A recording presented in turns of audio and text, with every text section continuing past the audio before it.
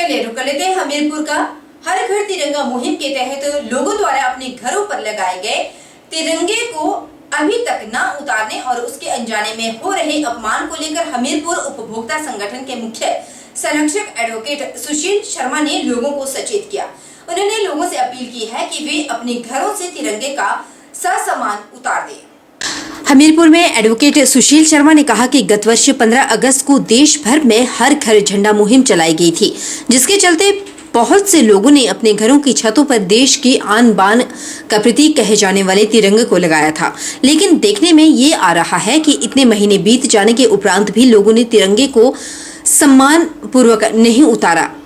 कई जगह फटे हुए और पुराने हो चुके झंडे देखने को मिल रहे हैं। उन्होंने कहा कि अनजाने में ही लोग तिरंगे का अपमान कर रहे हैं, जबकि तिरंगा हमारी देश की अस्मिता से जुड़ा हुआ है और इसका सम्मान करना हम सबका फर्ज है। उन्होंने लोगों से अपील की है कि वे अपने घरों से तिरंगों को ससामान उतार दें। जो है वो तिरंगा लहराया गया, हमारे देश की जो आन बान और शान है तिरंगा, उसको लहराया गया। बहुत अच्छी बात थी, सबने हिस्सा लिया, हमने भी हिस्सा उसमें कैंपेन में हिस्सा लिया। लेकिन अभी भी कुछ घरों पे वो उन दिनों जो फहराया गया था तिरंगा, वो अभी तक लोगों के घरों पे देखने को मिल रहा है। और सबसे बड़ी बात यह है कि हम लोग अनजाने में ही अपने तिरंगे का अपमान कर रहे हैं, क्योंकि तिरंगा हमारे लिए हमारे देश की अस्मिता से जुड़ा हुआ प्रश्न है, हमारे देश की शान है। और तिरंगा देख के वैसे भी हम लोगों को जो एक जोश आ जाता है, लेकिन जिस प्रकार से तिरंगे का अनजाने में ही लोगों द्वारा अपमान किया जा रहा है, उन्हें पता नहीं है शायद कि तिरंगा जो है वो कहीं किसी धार्मिक मसला नहीं है। उसको एक बार अगर आप लगाते हैं तो उसका ख्याल भी रखना पड़ेगा। देखने में आया है कि तिरंगा जो है वो कई जगह पे घरों में फट चुका है या कहीं उसका रंग जो है फेंट हो गया है।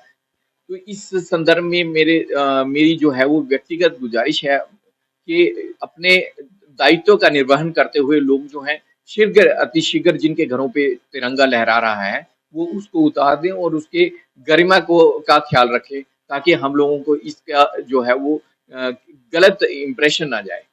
सोमवार को प्रेस क्लब सोलन की मासिक बैठक का आयोजन प्रेस रूम में किया गया, जिसमें विभिन्न मुद्दों को लेकर चर्चा की गई। वहीं जल्द ही प्रेस क्लब सोलन के निर्माण को लेकर सीएम सुखविंदर सिंह सुक्खू से भी प्रेस क्लब सोलन के पदाधिकारियों के मिलने की आशंका जताई जा रही है और इसको लेकर चर्चा भी की गई।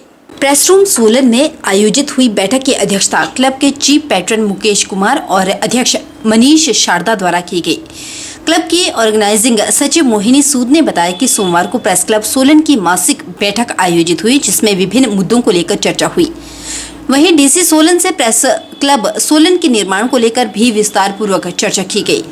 उन्होंने आश्वासन दिया कि जो भी सहायता क्लब को प्रशासन से चाहिए उन्हें मिलेगी। आज बैठक के दौरान क्लब के सदस्यों को ट्रैक सूट भी वितरित किए गए। इसी के साथ इस पर चर्चा हुई कि प्रेस क्लब सोलन के निर्माण को लेकर भूमि का चयन किया जा चुका है और प्रेस क्लब का निर्माण जल्द हो, इसको लेकर मुख्यमंत्री सुखविंदर सिंह सुक्खू से भी मुलाकात की जाएगी। प्रेस क्लब सोलन द्वारा सोमवार को बैठक का आयोजन किया गया। बैठक की अध्यक्षता चीफ पैट्रन मुकेश कुमार और प्रधान मनीष शारदा ने की। बैठक के दौरान पत्रकारों ने जो है विस्तृत चर्चा की कि किस तरीके से प्रशासन और जनता के बीच तालमेल बना के जो है कार्य किया जा सकता है। इसके बैठक के उपरांत जो है सभी पत्रकारों को, जो प्रेस क्लब के सदस्य हैं, उन्हें ट्रैक सूट जो है दिए गए हैं। साथ ही उसके बाद हम उपायुक्त सोलन मनमोहन शर्मा से मिले, उनका स्वागत किया। सोलन में जो समस्याएं लोगों को आ रही हैं और साथ ही पत्रकार किस तरीके से परेशानियों से जूझ रहे हैं उसके बारे में भी जो है उपायुक्त को अवगत करवाया गया। साथ ही बहुत जल्द प्रेस क्लब सोलन के जो सदस्य हैं मुख्यमंत्री सुखविंदर सिंह सुक्खू से मिलेंगे और यहाँ पर जो प्रेस क्लब का जो निर्माण होना है उसके बारे में जो है, उसकी स्थिति के बारे में जो है अवगत करवाएंगे। प्रयागराज में माफिया अतीक अहमद की हत्या ने देश भर में सनसनी फैला दी। इस मामले में मंडी वासियों ने भी अपनी प्रतिक्रिया दी है। लोगों का कहना है कि जिस प्रकार से ये घटना घटी है उससे कानून व्यवस्था पर कई सवाल खड़े होते हैं। प्रयागराज में माफिया अतीक अहमद और उसके भाई की गोली मारकर हत्या कर दी गई। इस हत्या के बाद से सनसनी फैल गई है। मीडियाकर्मी बनकर आए हत्यारों ने ताबड़तोड़ गोलियां चलाई, जिससे माफिया और उसके भाई की मौके पर ही मौत हो गई। हत्या ने देश भर में सनसनी फैला दी है। मामले में मंडीवासियों ने भी अपनी प्रतिक्रिया दी। लोगों का कहना है कि जिस प्रकार की यह घटना घटी है उससे कानून व्यवस्था पर कई सवाल खड़े हुए हैं। यूपी में पुलिस प्रोटेक्शन बिल्कुल भी नहीं है और इस तरह से किसी की भी हत्या करना सही बात नहीं है। कानूनी प्रक्रिया के तहत ही अपराधी को सजा होनी चाहिए। पुलिस के होते हुए इस तरह के हालात बनाना बिल्कुल भी ठीक नहीं है। देश और प्रदेश में लगातार कानून व्यवस्था बिगड़ती जा रही है। जहां मीडिया कर्मी किसी अक्यूज को पूछ रहे हैं और लाइव टेलीकास्ट चला हुआ है और वहां भरी सिक्योरिटी के बीच जो है उसके गन रख के उसको मार दिया जाता है। यह बहुत ही दुर्भाग्यपूर्ण स्थिति जो है देश और प्रदेश में बनती जा रही है। लोगों में भय का माहौल बनता जा रहा है। यदि कोई दोषारोपित भी है तो उनको ठीक तरह से दोषारोपण होने के बाद सजा दी जानी चाहिए। इस तरह के हालात पुलिस के होते हुए बनाना बहुत ही दुर्भाग्यपूर्ण स्थिति है। भारतवर्ष वो देश है जहां प्रधानमंत्री का मर्डर होने के बाद भी उनके आरोपियों को जो है न्यायालय के द्वारा सजा होने के बाद ही आरोपित सिद्ध करके सजा का प्रावधान किया गया। लेकिन जिस प्रकार की परिस्थितियां और स्थितियां बनाई जा रही हैं वो देश के लोकतंत्र के लिए, संविधान के लिए, कानून व्यवस्था के लिए और प्रशासनिक अमले के लिए घातक बनी हुई है।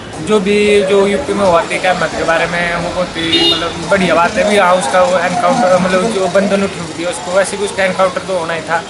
मतलब जैसे माफिया का राज था वो ख़त्म हो जाएगा यूपी में। और जो मुख्तार सारी है उसके बारे में भी शायद ऐसा ही देखने को मिल सकता है हमें यूपी में। और वो जो बोल रहे थे कानून व्यवस्था के बारे में, कानून व्यवस्था बिल्कुल सही यही होगी कि बहुत ही अच्छा कार्य कर रहा है। कि अतीक अहमद ने जो किया उसको उसकी सज़ा तो मिलनी चाहिए थी, लेकिन जिस प्रकार की घटना घटी है ये कई सवाल खड़े करता है कि भाई पुलिस प्रोटेक्शन में कोई अपराधी अगर है तो उसको ऐसे ओपनली मार दिया गया। ये थोड़ा सा विषय चिंता का है। इस पे मुझे लगता है कि सभी सरकारों को सोचना चाहिए कि इस प्रकार की हत्या जो है वो ठीक नहीं है और जिसने जुल्म किया है उसको कानूनी प्रक्रिया से जो है सज़ा मिलनी चाहिए। Vijay high school old student association ने 6 स्कूलों के जरूरतमंद बच्चों को कॉपियों का आवंटन किया।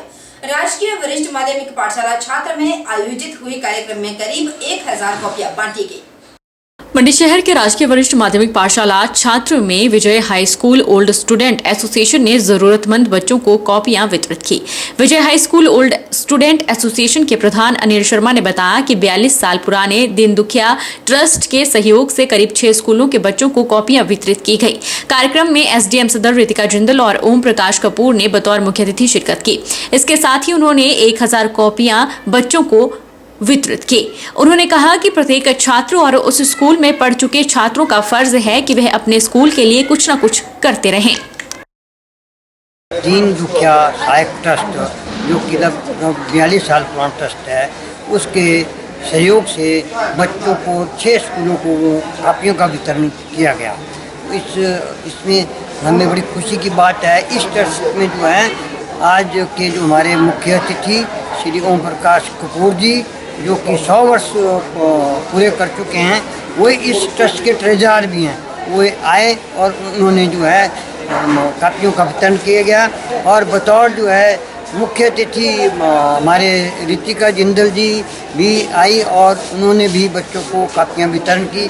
हालांकि उनके पास समय नहीं था, समय निकालते हुए उन्होंने 15 मिनट का हमारे को समय दिया, लेकिन फिर भी समय कुछ ज़्यादा लग गया। उनका भी हम आभार प्रकट करते हैं। हम और भी संस्थाओं से जो है रिक्वेस्ट करते हैं कि स्कूलों में, ये हमारा पुराना स्कूल है, स्कूल में हम पढ़े हुए हैं और हमारा सबका ही फर्ज बनता है कि अपने स्कूलों के जीर्णोद्धार के लिए कुछ न कुछ कार्यक्रम स्कूल में होते रहेंगे। गरीब छात्रों को लगभग 1000 कॉपियाँ जो है बांटी गई।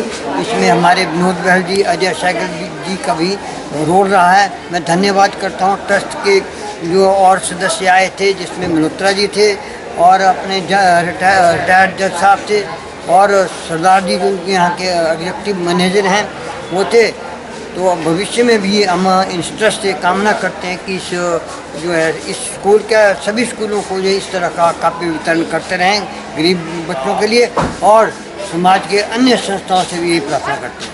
हिमाचल अपनी अनोखी परंपराओं, रीति रिवाजों और उत्सवों के लिए प्रसिद्ध है और किन्नौर जिला तो इस मामले में सबसे अधिक लोकप्रिय रहा, क्योंकि यहाँ देवी देवताओं के अलावा भगवान शिव और शीतकालीन निवास भी यहाँ पर माना जाता है। ऐसे में किन्नौर जिला में अलग अलग परंपराओं के तहत कई मेले भी मनाए जाते हैं। 18 मेला जो कि नौजला के उन मंदिरों में मनाया जाता है जिन मंदिरों की किसी भी कार्यवाही के 18 वर्ष पूरा हो जाता है, उस मेले को 18 मेला कहा जाता है। इस मेले में ग्रामीणों की एकजुटता, रिश्तेदारी सबसे अहम भूमिका रखती है।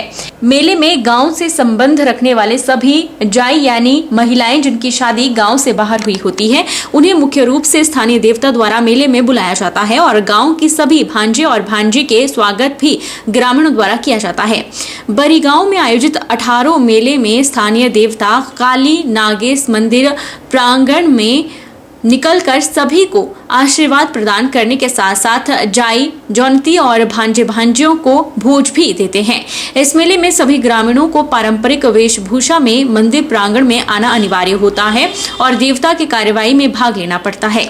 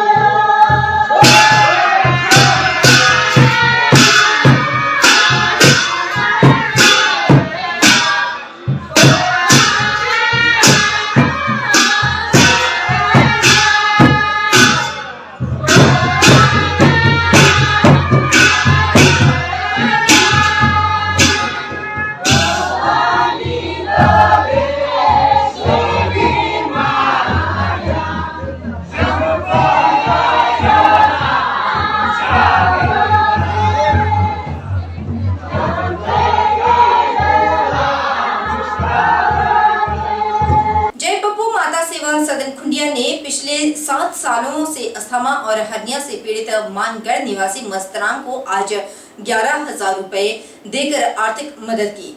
सेवा सदन सदस्य रिंकू शर्मा ने प्रशासन, सामाजिक संस्थाओं और दानवीरों से इस जरूरतमंद परिवार की ज्यादा से ज्यादा मदद करने की अपील की।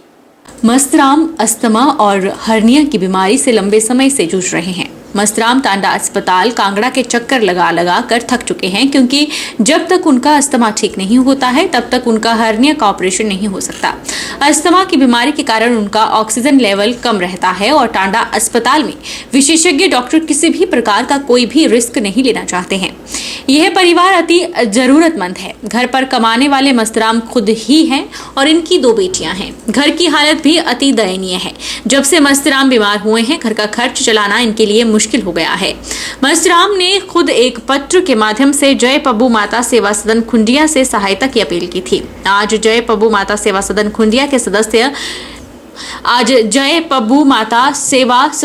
के सदस्यों ने इनके घर पर जाकर 11,000 रुपए का चेक प्रदान किया। अंतर्गत गांव मानगढ़ में पहुंचा है, जहां पर एक बहुत ही निर्धन परिवार है जिनके मुखिया का नाम मस्तराम जी है। जब पब्बू माता सेवा सदन को इसके बारे में पता चला तो उन्होंने उनके घर में जाकर उनकी आर्थिक दशा को देखा तो उन्हें काफ़ी समय से अस्थमा और हर्नियों की प्रॉब्लम थी। वह कई बार टांडा के चक्कर काटते रहे लेकिन उसमें कुछ हासिल नहीं। जब वो टांडा हॉस्पिटल में गए तो डॉक्टरों ने कहा कि जब तक आपका अस्थमा ठीक नहीं होगा तब तक आपकी हर्नियों का ऑपरेशन नहीं कर सकते। वह बहुत ही निर्धन परिवार है। उनकी 2 बेटियां हैं। मस्तराम जो है वो एक निर्धन परिवार से संबंध रखते हैं। दिहाड़ी मजदूरी करके अपने परिवार का पालन करते हैं। जब पप्पू माता सेवा सदन को इसके बारे में पता चला तो उन्होंने उनके घर में जाकर उन्हें 11,000 रुपए की एक छोटी सी आर्थिक मदद की। मैं सभी भाइयों से यही निवेदन करना चाहता हूँ कि आपके घर के नज़दीक या कहीं भी आपको ऐसा कोई दुखी परिवार की सूचना मिलती है तो हमें जरूर इसके बारे में बताएं और आप भी हमारी इस पप्पू माता सेवा सदन के साथ जुड़ें और इसका हिस्सा बने। बहरहाल बुलेटिन में इतना ही। आप बने रहिए हमारे साथ और देखते रहिए HP 24/7 और आप हमारे SHP न्यूज 24/7 चैनल को जो हमारा पेज है उसे भी आप ज्यादा से ज्यादा लाइक करें, शेयर करें और उसे फॉलो करें और अपनी खबरों को इस पेज पर जरूर देखें।